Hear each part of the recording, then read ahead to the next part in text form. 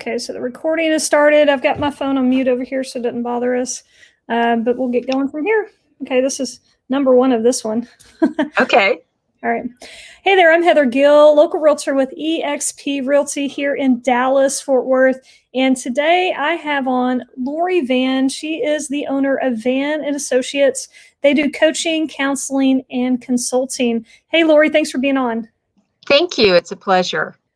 So, Lori, we had this question come in from TexasElder.care, and I think you can really help us with this one. The question is this: how do you prevent caregiver burnout? It's a great question, because in my 20 plus years as a counselor, this is something that I have come across often. And the situation is that as a caregiver, you love that parent, you love that person you're taking care of, you want to give. You maybe even feel that obligation.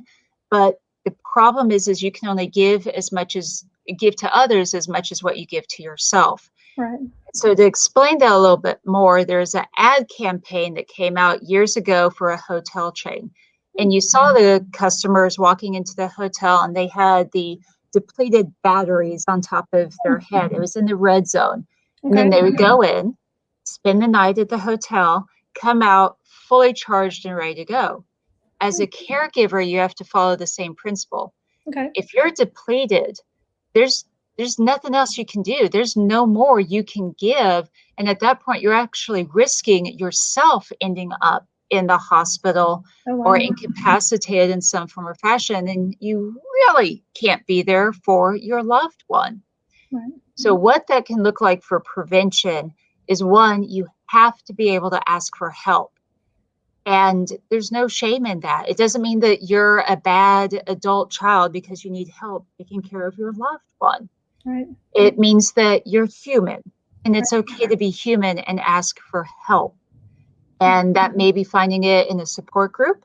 That might be finding it in, depending on what your loved one's medical situation is, there are groups that provide assistance, whether that be in a financial or in caregiving roles, and looking at, are there individuals that you may even have to hire?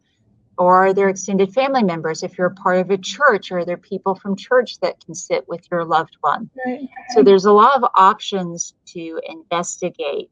And I know that's one of the things with this group that we really try to fill in that gap. Right. But I do want to really emphasize, if you don't take care of yourself as the caregiver, what I see happening is people that become more anxious and they become depressed, and have even seen people become suicidal because of the pressure that's been placed on them and them not knowing what resources to use. So, Lori, you make some really great points here, and gosh, you've got to take care of yourself. Well, what do they say on the airplanes, right? Like, they're like, always put your mask on first before you help your kids or anybody else. And that's so true to what we have to do in this life. And especially when we're working with, grandparents, great grandparents, even our parents, at that later stages when we're helping them do some of the things they can no longer do for themselves, right? So very good stuff. As y'all can tell, Lori's definitely a professional in her field. She knows what she's talking about.